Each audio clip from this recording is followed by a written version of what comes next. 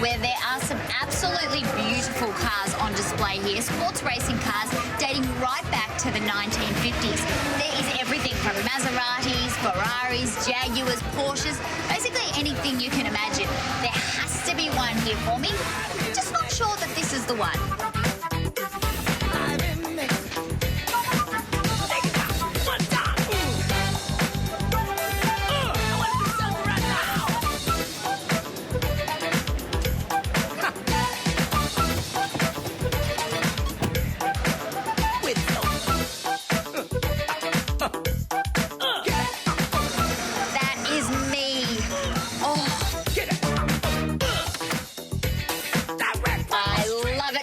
The one I always knew I was a Ferrari girl.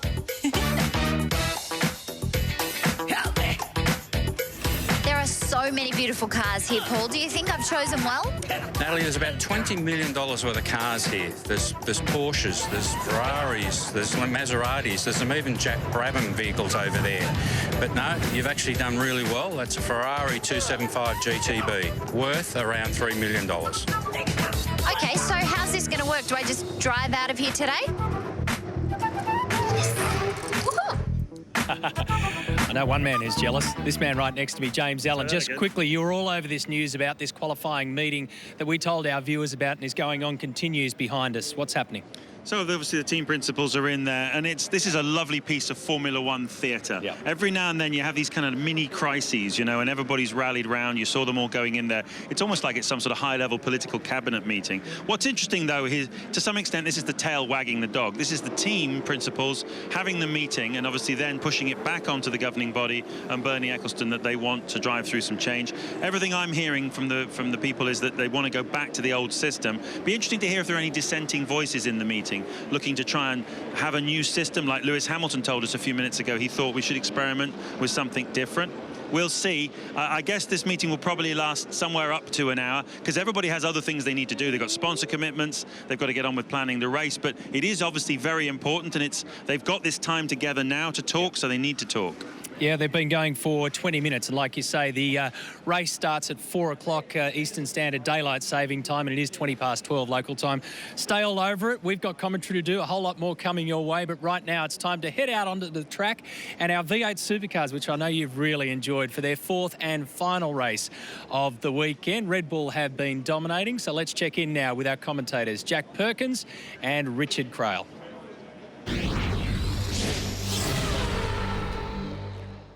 Thanks, Matty, and James Allen down there in the Formula One paddock. Jack, there's nothing like F1 drama of a weekend, is there? We haven't even gone car racing yet.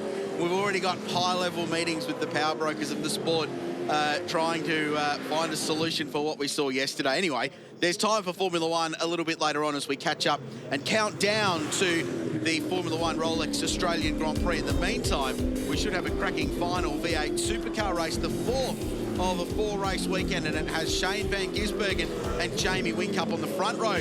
They've done the winning this weekend. It's a battle of the Red Bulls. I think Craig Lowndes has to be in the mix for this one as well. Yeah, you're right. For those who watched yesterday, you'll notice that the grid is actually not the finishing order. It's a cumulative of the first 3 races in points. So this is the points as it stands in a round format.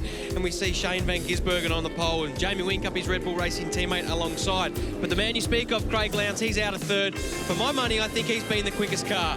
He's been, you know, really harassing his teammates in all of the races. A few more laps, and perhaps if they weren't his teammates, he'd be the one that could be winning these races. Now, a little bit of housekeeping, and it's made the news and certainly social media overnight. Jamie Whincup got the win yesterday. Was pretty happy about that. Did a burnout at turn 15. He's $3,000 lighter for that.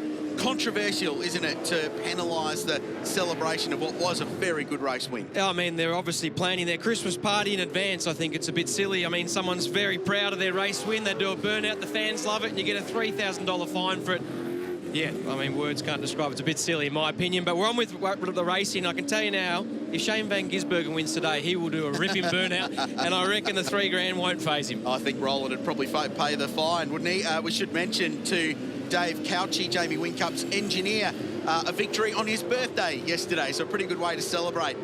So if you haven't seen any of the V8 Supercar racing so far this weekend, A, you've missed out because it's been sensational. B, you'll notice something different, a rolling start side by side at 60 k's an hour until the lights go out. So it's Red Bull 1 and 2. 2 times this weekend, the 888 cars have finished first, second and third.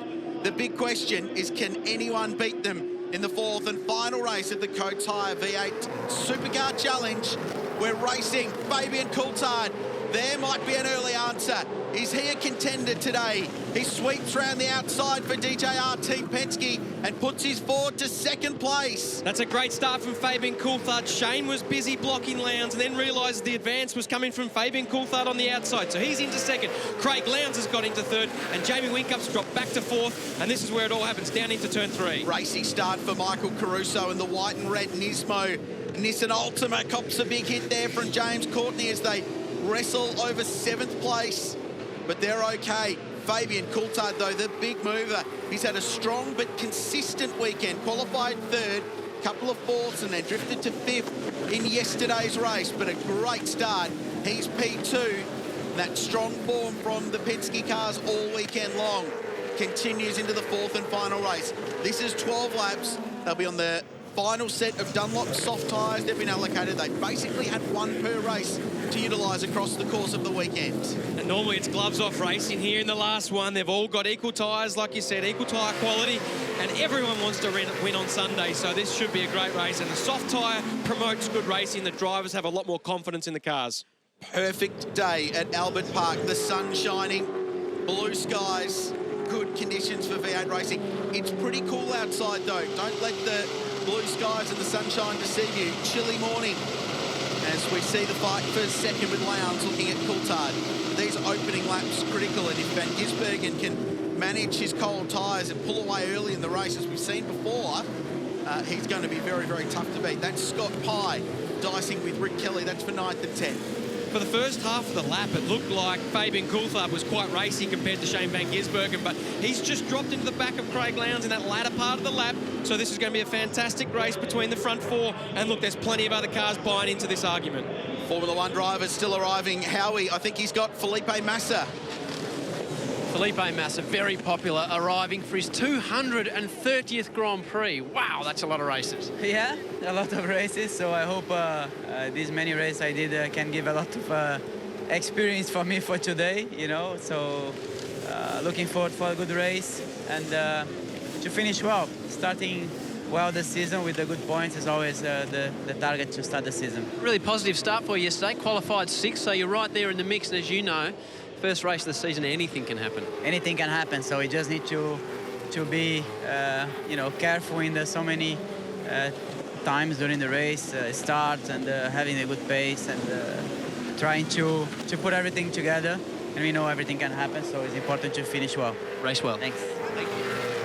Thanks, Howie. Brutal scrap going on.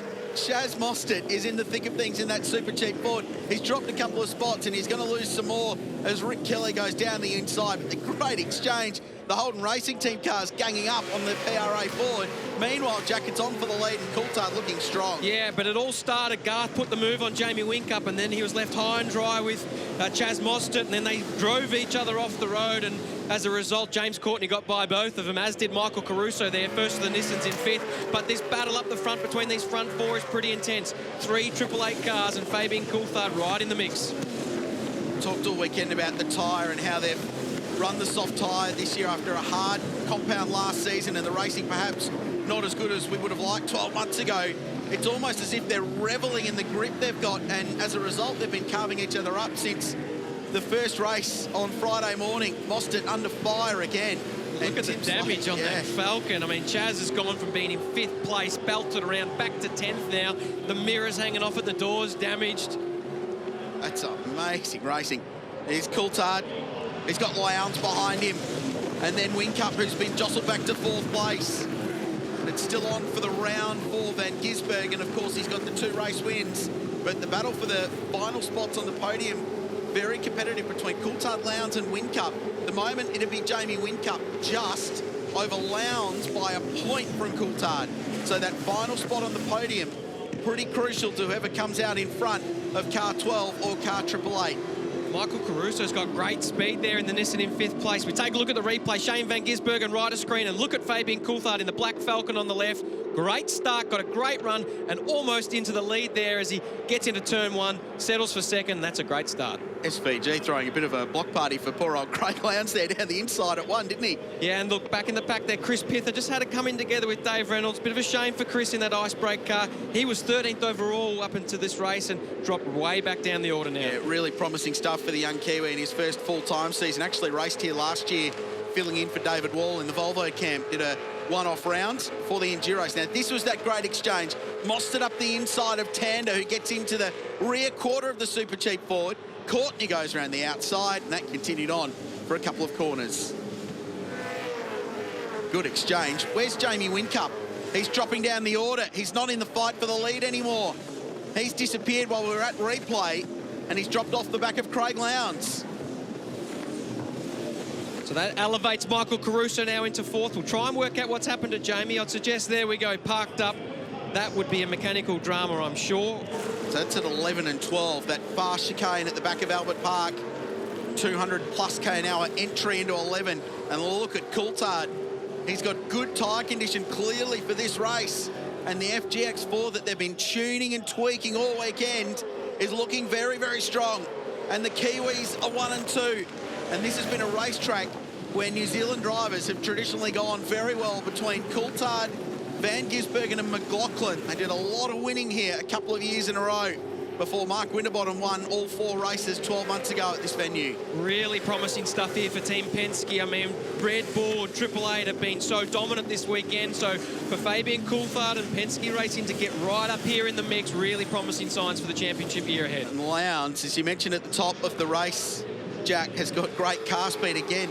His problem this weekend has been track position, in that he's been buried behind the rear wing of somebody in every race. Qualified 7th and 7th in race 1, but charged his way forward in race 2, and he's been at the front ever since. And that engineering battle at Triple Eight is going to be really interesting to follow, isn't it? We talk about Dave Coucher getting the win yesterday. Grant McPherson, who moved from PRA across to the Triple Eight squad, is now on car 97 with Van Gisbergen. And we heard with Larko yesterday, Ludo Lacroix, the very experienced, very smart Frenchman, is working with car Triple Eight and Craig Lowndes, and they have got that car switched on early in the season. We're halfway through the V8 Supercars. In fact, not quite there yet. There's lots more racing to come. Shane van Gisbergen leads Fabian Coulthard and Craig Lowndes. The battle is on in the V8s at Albert Park.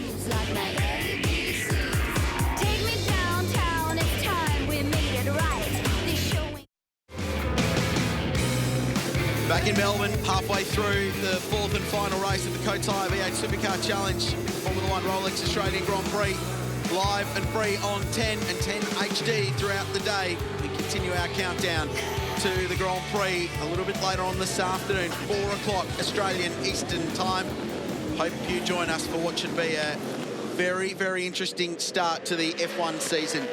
Shane van Gisbergen continues to lead this race and is on course to win the round overall, with Fabian Coulthard and Craig Lowndes still in close company behind them. Jack, one of the stories of the day, Michael Caruso up to P4 for Nissan. They seem to have been engineering themselves towards the front, getting better and better with each race over the course of the weekend. Absolutely fantastic to see 3 brands in the top 4. And Michael Caruso last time by was the fastest car on the racetrack, and he set the 2nd fastest lap of the race. So he's got good car speed aboard that Nissan. He's got James Courtney behind him, and collectively they're just catching the back of Craig Lowndes, but the front 3 have certainly skipped away, and they are very evenly matched in pace. Yeah. So boys, just let's nail over a couple of things from down here on the pit lane. First one is that Nissan drama we saw over the last couple of days with the smoke coming out of one of the cars. It wasn't as bad as we thought. That was an overfilling of the oil tank. They've got to get to the bottom of it, but it certainly wasn't finger trouble, so that's actually good news. Jamie Whincup, I just ducked next door to try and get a word with the Triple Eight guys. I got a very stern from Roland, they don't know what was wrong with the car. The reaction from David Couchy, Jamie Whincup's engineer, the way he threw his pen down when Jamie pulled aside, would tell me that they probably do know and don't want to talk about it, would be my read on that. Let's keep going, Larko. What else? Formula 1 qualifying. Spoken to a few of those boys. Said just need to stick your head over the fence and watch some of our V8 races if you want to see good qualifying. Really simple. Open the door, 20 minutes, plenty of tyres, go for it. Contact James Moffat, thanks Larko, and Cam Waters, the monster forward, having a bit of a crack further down. This is 15th and 16th place. And that's the Clipsal 500 winner going past there as well. The LD Motorsport car 222. It's busy throughout the field. Touch on the fact Scott McLaughlin up to 12th place, started 15th. We saw him go off in the race yesterday, Jack. Lost oil pressure in that car and just immediately shut it down. Didn't want to do any damage to the engine, of course, with another round. Very, very close down in Tasmania in just a week's time. They have to jump on the boat and get these cars down there as Jason Bright goes up the inside. So this is a busy little fight with the Volvo. Talking on the Jamie Whincup scenario on the team radio, all Jamie said was something malfunctioned, and that was all they've said. So that's a suspicious little failure they've had there in car 888, and we'll follow that up for you as much as we can before this race ends. Yeah, I mean, you just don't know. They could be trying to test engine or anything. Something has clearly let go. I mean, Jamie, you see his car parked there on the inside of turn 11. You don't just do that because you want to go and wave to the crowd. Obviously, something's wrong. And like Larko said, they don't want to talk about it, but this is a very spirited battle down the pack. We've got James Moffat in his brand new team, only his second race for Volvo, and just coming to grips with that car this year. He didn't have the performance he was after at the Clipsal 500, and just getting to, you know, get familiar with the new car. And a lot of the cars and drivers that have swapped over the summer period haven't found it easy to just slot into the new environment and get straight on the pace, and that really highlights what it's all about in V8 Supercars. It's ultra competitive, and Shane Van Gisbergen is probably the only guy that's been able to swap teams and really come out and hit the ground running. Let's talk big picture, Jack, because as I said, we're down in Tassie in 2 weeks for the next round, and it's a busy stretch from there because Phillip Island not too far after that. There's some promising signs for teams that have already started the year well here. The 888 thing we've talked about, the DJR Team Penske thing we've talked about, and they've had 2 cars in the top 10 for most of the weekend. Scott Pye, 7th. Michael Caruso, let's not forget, championship leader. And some would say perhaps lucked into that a little bit at the Clipsal 500, but sometimes in this game it's better to be lucky than good. But they've got real speed now, and they've got this car to the front of the field. He's P4 on pace, and that's a promising sign. It absolutely is. And while these races here were only demonstration events and they're only 12 lappers, when we get back into the championship scenario and strategies involved, the best strategy is car speed.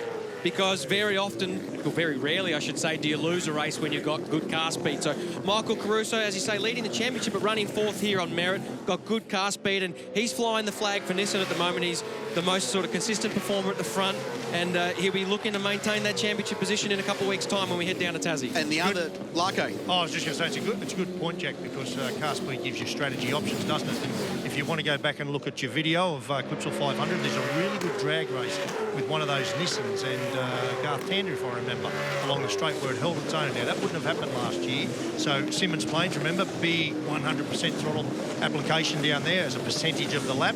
So expect something from Nissan down there. The other one I think we need to talk about, if you're a Red fan, Holden Racing Team, they've done a lot of development in the off-season. Rewind 12 months to here, they certainly weren't as competitive as they have been this weekend. I know they're trying some more stuff, so I think they're also going to be in good shape.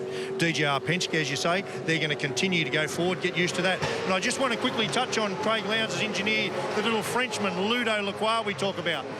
I had a chat to him this morning, and a little bit like the Ferrari James Allison situation. So James Allison has designed that Ferrari down there that I reckon's half a chance of a result this afternoon.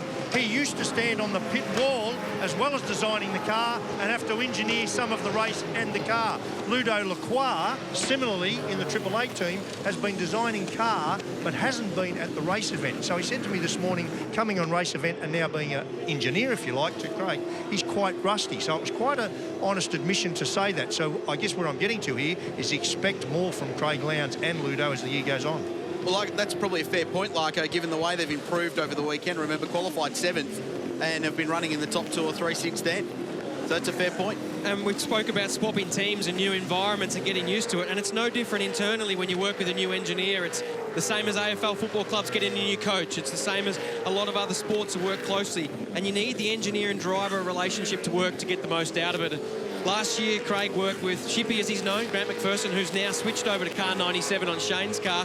So Craig's had to start again with Ludo, who's familiar with the team, but just been out of that sort of day-by-day race scenario for a few years. And quite frankly, as we look at Shane Van Gisbergen out in front here, I mean, it is nice to see Coulthard there with him, but You know, I'm going to give a few of the teams a little bit of a backhander here, mate, because I actually don't think they've done a good enough job. Triple Eight should not be able to come to a race meeting like this and put 3 cars in the top 3 nearly all weekend. I mean, if they've got 4 cars, they're going to put 4 there. There's teams up and down this pit lane that have had $10 million for 10 years each year. So they simply should be doing a good enough job. So I think the field are going to go back and have a bit of a hard look at themselves. I think we've got to do a better job. How do we take this team on? It's not like Formula One. It's not free rules. It's not like having a Merc up there with a better engine. These guys, we've got a really tight set of rules, and I reckon the field need to be doing a better job.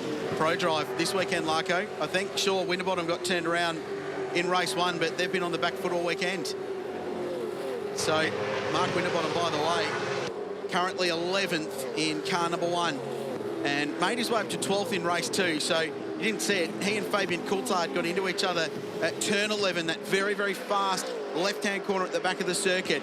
It turned Winterbottom around. There was no penalty for it, but he drove through the field to 12th in race 2, but he's made no forward progress since then. Mostard's proved they've got speed in those cars, although he's now down in 9th place, Jack. But do you get the distinct impression that maybe on car 1 they're trying something a little bit different and perhaps just going into the testing phase of this weekend now? It's hard to know the complete programs and the specific programs, but you're right. I mean, Mark Winterbottom qualified 2nd, so we can't suggest that the car speed wasn't there in qualifying. Bit of bad luck in that first race, and once you're in the mid-pack, it's very hard to get out of it. As you see on the screen now, this is a really spirited battle here, and once you're in amongst all this, it's hard to show your true car speed. But look, I know for a fact how much work Holden Racing team put in the off-season, really trying to turn around the consistency of the cars. They've built a brand new car for James Courtney. They're building a brand new car for Garth Tander, and makes you wonder, you know, you win the championship, have you become complacent? Because those PRA guys dominated here this time last year. Well, Jack, it's a cultural thing, mate, isn't it? I mean, I walk up and down the pit lane here and I can tell you the body language, and I hate raving about it, but the body language in the Triple 18 then,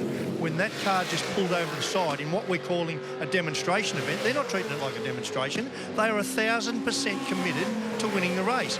And look at them, there's a bunch of sad faces in there. I mean, seriously, you reckon the world was going to win? Well, that's the thing. I mean, we all come here to win regardless of championship status or not, and Jamie Whincup was so pumped, and the whole team, when they got pole position, because they knew they out-qualified the champion from last year. So they've certainly been able to improve their cars over a 12-month period, and we know that we need to be mindful of Triple Eight. Everyone knows that. And just when they're on their day, which we've seen this weekend, they've locked out the podium. So it's, as we said, though, we've touched on the positives. Certainly Fabian Coulthard and Michael Caruso and the Nissan really mixing it up with those front guys. Well, the other factor in that conversation, guys, is the fact that we were just watching James Moffat having a great scrap with Jason Bright. Dale Wood was in there and Lee Holdsworth. Here it continues, and Brighty still on the rebound. He's had a horrific weekend, 2 DNFs from the 3 races so far, and this is the scrap for 15th place. So they're towards the back of the field. But there's been so much change in the off-season. No team was unchanged over the course of the summer, and there's still drivers and teams getting to grips with each other. So this weekend's actually quite important because it's another race weekend where you don't have to worry about points, but you can just focus on getting yourself comfortable. Lee Holdsworth said that coming into this round with that new team at Charlie Schwerkolt Racing, Jeff Gretsch behind the scenes helping out and running that program, that he didn't feel comfortable extending the car to its limits at Clipsal because you can destroy a car there very easy. He said this weekend was important for our learning process because there's a little bit room for us to make mistakes and get away with it and find where the boundaries are. And I'd suggest Moffat in the Volvo for the first time this year might well be the same factor. It's just so hard. You only get one private day in the car before you go to Clipsal, and then that's, you know, high pressure stuff. It's the first race of the year, one of the biggest events on the calendar for V8 Supercars, and everyone's watching. So this gives you a chance to come out to the Grand Prix, maybe try a few things, get comfortable in the car. You see Bridie having a bit of a look here. He's not afraid to use the bumper, Bridie. We saw him coming on the front straight, just lean into the back of the Volvo. But Moss been able to skip away there as they head down the back straight. Second most experienced driver in the field, Jason Bright at Albert Park in V8 Supercars, behind Craig Lowndes, who's been here every year bar one of the 20 that V8 Supercars have been here. Missed just that 1 year in 97 when he dropped over to Europe to race F3000, but has been here every year since. Craig, 5 race wins to his credit, which in fact is the same as Jason Bright at this venue. So 2 very successful drivers at Albert Park. And those Brad Jones Racing have always had pretty good cars here. And they've had solid car speed this weekend, Jack, as we start the final lap with Van Gisbergen in front. Bridie just had those dramas at turn 1. Speaking of dramas at 1, James Courtney and Michael Caruso get stuck into each other. It's for P4. Courtney's gone through. Caruso will want that back. Yeah, that's a tough one. I mean, in the driver's code of conduct, I guess you're not really supposed to move in the braking zone. And Michael Caruso did move over to block James and then just snuck it back over. So watch this. Michael Caruso darts over to the right, and from here on, you're supposed to stay in a straight line. And unfortunately, Michael's come back over the front of James. James did nothing wrong there. A little bit of contact on the exit, and James has been able to sneak into fourth. Great shot of Caruso with the opposite lock, and just gave JC a love tap for his efforts there on the corner exit as Courtney took his racing line. Great slow-mo shot there. Wheel-to-wheel contact like that is when you get damage to these cars. I mean, the rear suspension can really damage the front suspension. Both cars lucky that both the wheels are still pointing straight ahead. What do you think Jason Barguana, the driver standards observer, will say about that in race control? Oh, mate, I had the same issue last year with Rick Galley at Bathurst. He moved across the front of me in the braking zone. I put him out of the race or off the track, and unfortunately, you can't move your car. You can't get on the grass to get out of the way. And unfortunately for that situation, Michael just moved a little bit too far back over to the left, and James was already there. So I would suspect nothing happens. Well, we've spoke throughout these races across the course of the weekend that this might be a key weekend for Triple Eight. He's celebrating already. He's still got a quarter of a lap to go. Shane van Gisbergen is about to notch up his 7th race win at Albert Park. So if he gets smoke off the car doing some celebratory stuff on the last lap, for $3 grand. Is that a $3,000 burnout as well? Look at him. Absolutely good stuff. This is what the fans love to see. Shane van Gisbergen winning races, hanging the back out. This is cool stuff. It's been a great start to his career as a Red Bull driver. Shane van Gisbergen wins the race and the weekend at Albert Park. And Fabian Coulthard, great signs for DJR Team Penske with a fighting second. And Craig Lowndes third will actually beat Coulthard to the final spot, actually to second spot on the podium by a point. So it'll be van Gisbergen, Lowndes, Coulthard, the top 3 for the round. Entertaining stuff. And van Gisbergen has just been so very good this weekend. He wins 3 out of 4. Denies a clean sweep, but a great victory nonetheless. Coulthard second, Lowndes to third, and that's the podium for the weekend overall as well, with James Courtney fighting fourth at the end in front of Michael Caruso, then Garth Tander, Scott Pye, Rick Kelly, Chaz Mostert, and Tim Slaves.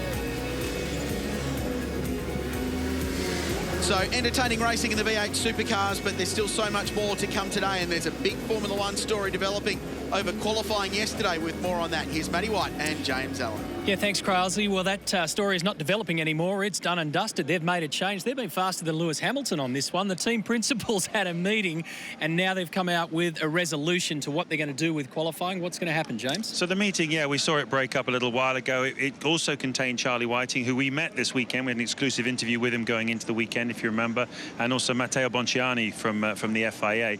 And basically, it started really well. Everybody was on the same page. They tried this new qualifying format. They weren't 100% happy with the way it was introduced, how late it was introduced. It hadn't really been properly thought through. The good news is that they were all on the same page, and they agreed to go forward to change it back to the old style like we had last year and before that from Bahrain onwards, which is in 2 weeks from now. There's a procedural way in which that has to happen. It involves a vote of the members of the what's called the World Council, so the representatives, if you like, of all the different nations. It sounds a logistical nightmare. It's not. It'll be very straightforward. One or two people started to then talk about whether they should start unpicking some of the other new rules, like, for example, the team radio ban. Nicky Lauda and Christian Horner were starting to explore that, but it was generally agreed that they should back off on that. Let's put a unified message out for once. You know, Formula One can be very dysfunctional sometimes. They wanted to put a very positive, unified message out. That's where we are. So from Bahrain onwards, F1 fans, you will see the old-style F1 qualifying. Do you think so? Straight back to what it used to be. But do you think there will be people out there who'll say, look, if you are going to try something, at least be open to tinkering with that? I mean, they've just gone, okay, parts of that worked and parts of it didn't, so let's throw the whole thing out. Was there any discussion, do you think, of maybe changing the third part of that qualifying session? No, straight out the bin. Absolutely not. You know, I think everybody's realised this was a bit of an embarrassing episode for Formula One. I think we'll probably get away with it because I'm sure we'll have a great race today, and it'll be forgotten as a little piece of theatre that happened on the Saturday afternoon. We all went, what was that? And of course, now with social social media being so powerful, you got an immediate response. I mean, I was looking at Twitter messages in the comm box with Matty yesterday, and they're coming through saying, this is awful, we hate this, while it was going on. You know, that's the new world that we live in, you know, and they're alive to that. So that's why I think you don't do your experimenting in public. So, yeah, at least common sense has prevailed, right? Pascal Wehrlein now remains the first man to be knocked out, and now only man to be knocked out in the knockout format. And Lewis Hamilton That's a quiz question. Has another record. There you go. Who was the first guy? Pascal Wehrlein. So that is the scenario with qualifying back to basics for Bahrain in the next 2 weeks. But of course, our focus is looking towards 4 o'clock Eastern Daylight Saving Time for the start of the race. The fans, they absolutely love the Australian Formula One Grand Prix.